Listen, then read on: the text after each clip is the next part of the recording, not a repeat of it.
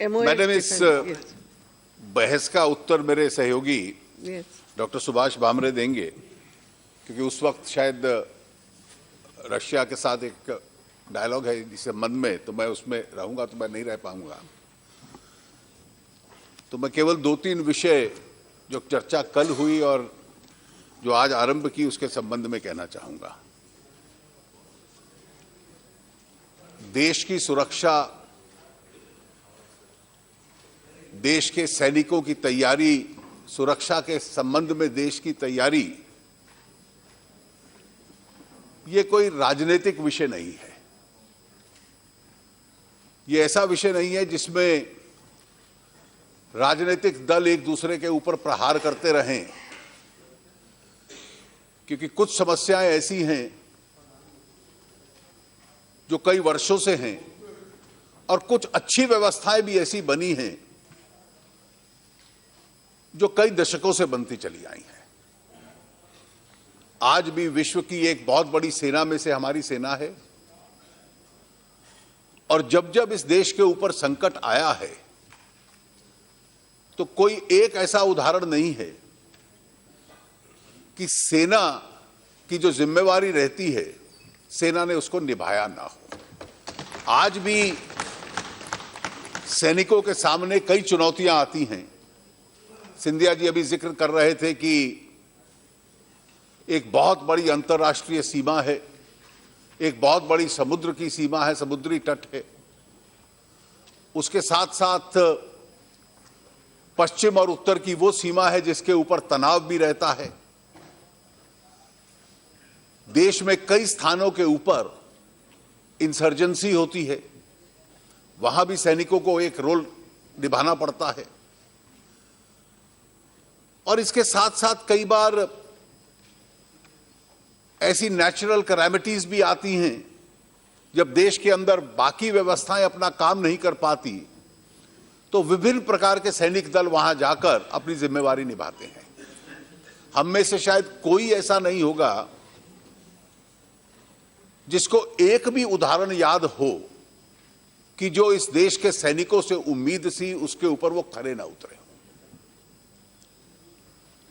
देश के अंदर सीमा पार से आतंकवादी आए, हमारे सैनिकों पे या हमारी पैरामिलिट्री फोर्सेस पे या हमारे मासूम नागरिकों के ऊपर हमला कर दें, ये घटनाएं कई वर्षों से हो रही हैं। और सीमा को सुरक्षित करने में पिछले कई वर्षों में सेना ने अपनी जिम्मेवारी निभाई है। और इसलिए बेहतर यह होगा कि देश की सुरक्षा के साथ जुड़े हुए विषयों को हम बायपार्टीसन दृष्टि से एक बार देख लें। यह बहुत सरल है कहना कि देश की सुरक्षा के लिए साधनों की उपलब्धि और भी होनी चाहिए, स्वाभाविक है होनी चाहिए।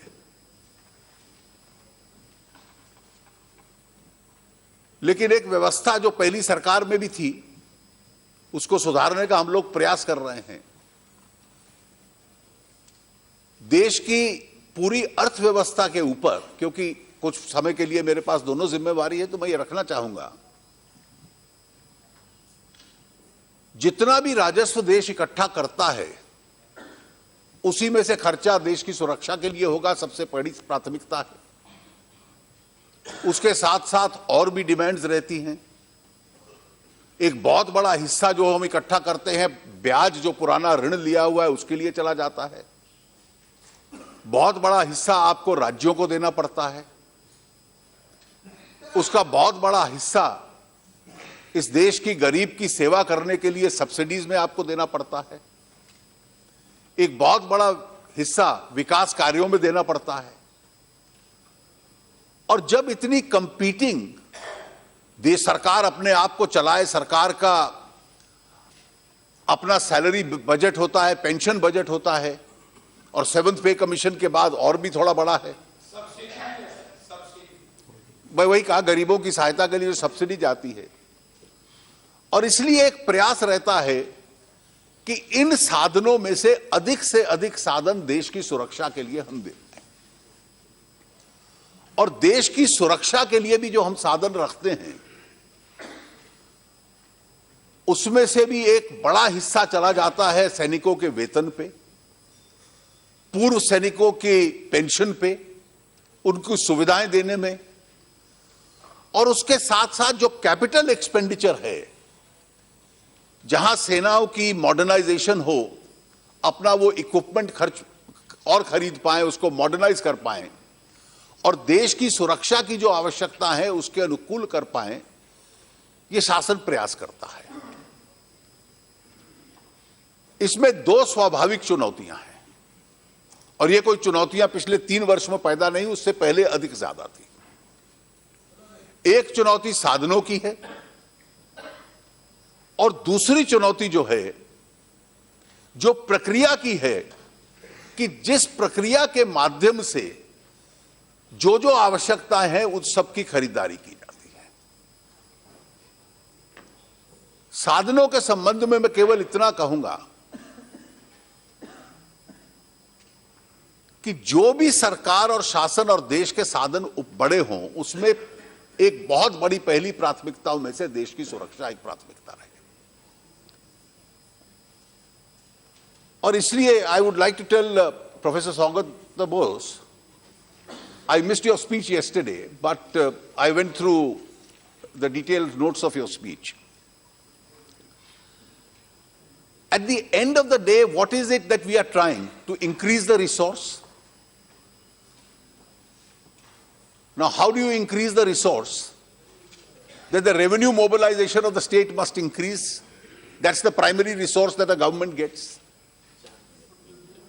And therefore, whenever governments take steps, and this is not necessarily to be done by raising the level of taxation, that could at times be a retrograde method of trying to raise revenue. The obvious method is you expand the base. You come out with more modern methodologies of increasing the revenue. You put a check on evasion whenever it is possible. And therefore, whenever we take political positions on those issues, at the end of the day, we must realize that the size of the entire revenue cake has to increase. It's only then that the slice which will be available for national security will also increase. And ultimately, each measure which we are taking, in some of which we are all together, in some which we may have different points of view, but the intention of the government is to increase that base. We try and increase that base. We try and increase that base. What you are saying is correct. You have to increase the base and also spend more on defense side.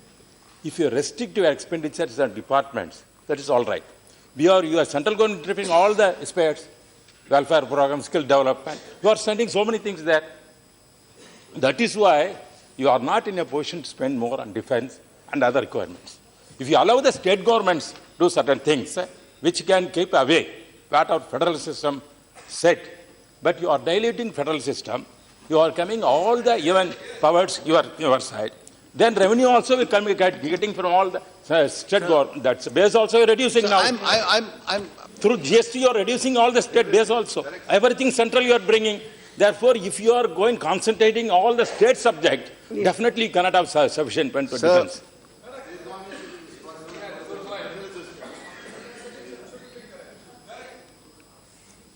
You gave two illustrations, and let me respectfully disagree with both. Ultimately, the choice is not between defense expenditure and skill development. India will need both. And therefore, you can't say, let us stop the skilling program.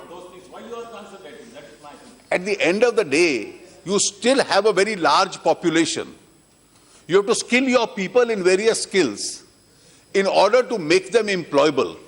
Now, this has to be an effort as far as states are concerned, as far as the center is concerned. And when you gave the impression, when you said GST, I know your party and state government's position had been slightly different from everybody else. But one of the objects was to have a more efficient indirect taxation system which brings an end to evasion, and therefore the revenues of the state and the center also increases. And that's why we were able to develop a bipartisan consensus on it.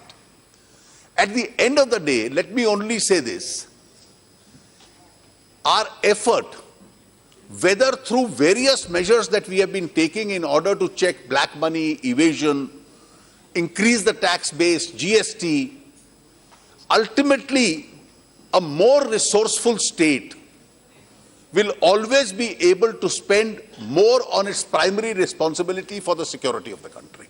And that's one of our primary expenditures. अब उस primary expenditure के संबंध में हम ये भी समझ लें कि हर जो प्रक्रियाएं हम लोगों ने बनाई और इसमें लेगेसी इश्यूज भी हैं, जिसकी वजह से वो प्रोसेसेस अपने आप में समय लेते हैं।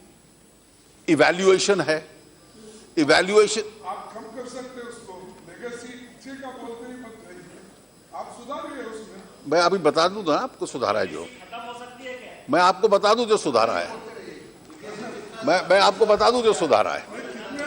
प्लीज प्लीज प्लीज, ये आजकल बैठे बैठे चर्चा करने की बहुत बुरी आदत लगा रहे हो, मत करो ऐसा, कोई भी मत करो, प्लीज प्लीज प्लीज प्लीज। इधर से भी हो रहा है, इधर से भी हो रहा है, प्लीज। नहीं, दोनों तरफ। मैं I am not saying for you only, यहाँ से भी अभी भी निशिकांत जी को बोल रहे हैं, बहुत गलत बात है, बहुत गलत बात है। I know. तो इसलिए माननीय अध्यक्ष जी, आपने कहा कि मैं केवल 3 विषयों का जिक्र करता हूं, बाकी डॉक्टर भामरे उसको डील करेंगे, क्योंकि ये छवि ना जाए कि देश के अंदर डिफेंस प्रोक्योरमेंट नहीं हो रहा। ये जो माहौल 1-2 भाषणों से बना, और मुझे खेद है कि माहौल बना कि जैसे आर्मी की प्रिपेयर्डनेस के ऊपर इस पे असर है।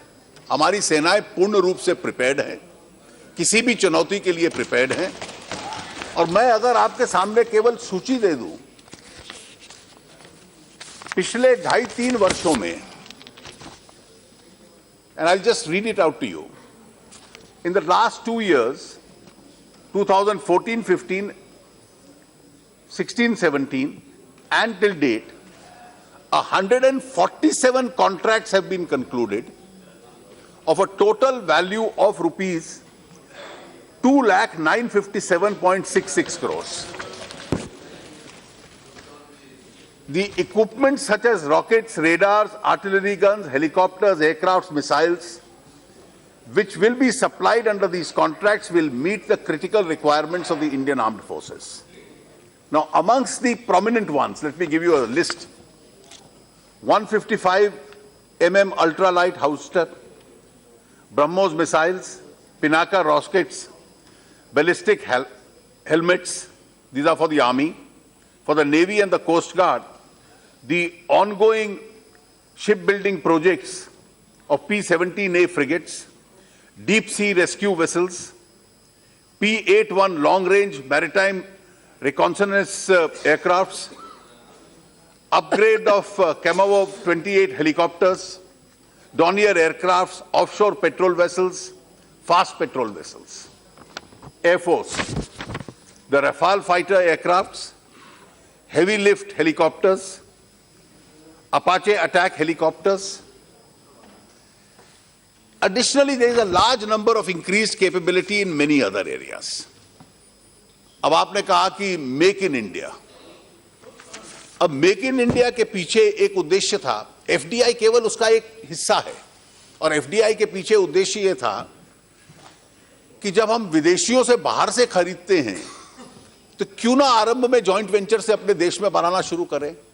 और स्वाभाविक है कि पिछले 2 वर्षों में कई ऐसे बड़े विदेशी सप्लायर्स हैं जो भारतीय पार्टनर्स अपने ढूंढ रहे हैं, और कई ऐसे अरेंजमेंट्स हुए हैं, और ये एक लंबी प्रक्रिया होती है, और मैन्युफैक्चरिंग प्रोसेस तब आरंभ होता है जबकि उनको ऑर्डर मिलने की भी संभावना हो, और ऑर्डर इसमें केवल सरकार और फौज की तरफ से मिलता है। अब यह कहना कि भारत में मेक इन इंडिया हो नहीं रहा, आपके शासन में भी पब्लिक सेक्टर्स थे, वो पब्लिक सेक्टर्स काम करते थे, आज भी कर रहे हैं, कुछ निजी लोग अब इसमें आने शुरू हुए हैं। और इसलिए इस सेल्फ क्रिटिकल एक्सरसाइज में हम इतनी अतिशयोक्ति ना कर दें। अगर मैं आपको आंकड़ा दूं, केवल पिछले 3 वर्ष का है, इससे पहले भी होता होगा, 134 कैपिटल प्रोक्योरमेंट केसेस अप्रूव हुए हैं और ये कई वर्षों तक इनकी सप्लाईज चलेंगी। इनकी टोटल कीमत है 4,450.30 करोड़। तो 4 लाख करोड़ से ऊपर 134 प्रपोजल्स हैव बीन अप्रूव्ड। इनमें से 100 प्रपोजल ऐसे हैं 134 में से 2,51,000 करोड़ के जो buy and make in India वाले हैं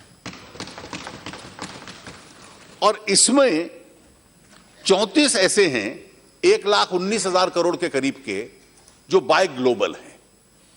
इसलिए इस सेल्फ क्रिटिकल एक्सरसाइज में हम चले जाएं कि देश के अंदर मेक इन इंडिया में इसमें कुछ नहीं हुआ, ये सब पिछले 3 साल में हुआ। स्वाभाविक है कि इसकी जो प्रक्रिया होगी पहले से आरंभ हुई होगी, जो प्लांट्स होंगे, जो इसमें पीएसयूज भी होंगे जो पहले से काम कर रहे हैं, स्टेट कंपनीज है जो पहले से काम कर रही हैं, और अब जो एफडीआई पॉलिसी हम लोगों ने और ओपन आउट की है तो उसके बाद निजी लोग भी इस प्रक्रिया में आने लग पड़े हैं।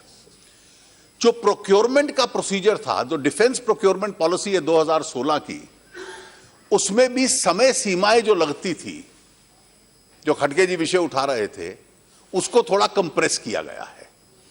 कंप्रेस करने के पीछे एक उद्देश्य यह है कि इवैल्यूएशन ठीक हो जाए, उस इवैल्यूएशन के साथ साथ जो प्राइस डिटर्मिनेशन है उसका सही हो जाए, प्राइस डिटर्मिनेशन के साथ साथ प्रोसेसेस के अंदर ट्रांसपेरेंसी रहे, क्योंकि ये एक ऐसी परचेजेस होती हैं जिसमें कई बार ट्रांसपेरेंसी अगर इसमें जिस पे असर पड़ता है तो एक विश्वसनीयता का प्रश्न खड़ा हो जाता है और बड़ा विवाद खड़ा हो जाता है।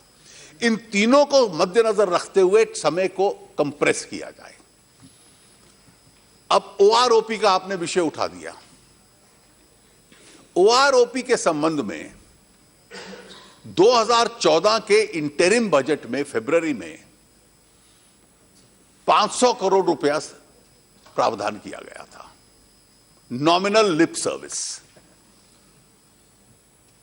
अप्रैल 2014 में जब चुनाव चल रहा था और यह विषय गरमाया था तो यह विषय एक कमेटी को दे दिया गया। इसको लागू करने का काम 7 नवंबर 2015 को हमारी सरकार ने किया और 7 नवंबर 2015 को जो किया कि एक ही रैंक में जो कोई व्यक्ति है, कभी भी उसका रिटायरमेंट हुआ हो, उसको एक जैसी पेंशन मिलेगी और यह पेंशन जो उसकी फिटमेंट होगी, जो सिविलियन कर्मचारियों के संबंध में पे कमीशन हर 10 साल बाद करता है, सेना के लोगों के संबंध में हर 5 साल बाद इसको हम लोग रिव्यू करेंगे। अब इसमें हजारों करोड़ रुपए का रिकरिंग एक्सपेंडिचर है, हर साल का है, और एक बहुत बड़ा एरियर्स था। एरियर्स 4 किस्तों में देने थे, 2 किस्तें दी जा चुकी हैं, तीसरी अब हम लोग देने वाले हैं। 7th पे कमीशन से जो एनोमलीज आई उसको एक कमेटी को रेफर कर दिया गया। कमेटी एक एडवांस स्टेज पे है और उसमें अपनी कार्रवाई करेगी। तो मैं केवल इतना ही आग्रह करना चाहूंगा कि जो प्रोक्योरमेंट की पूरी प्रक्रिया है जिस पे तैयारी निर्भर करती है, उसकी एक व्यवस्था है, वो व्यवस्था चल रही है, उसको और तेज करने का प्रयास है और कोई भी क्रिटिकल रिक्वायरमेंट हमारी आर्म्ड फोर्सेस की होगी, चाहे कहीं दूसरा खर्चा हमें कम भी करना पड़े, उसके साथ कोई समझौता करने का प्रश्न नहीं उठता है।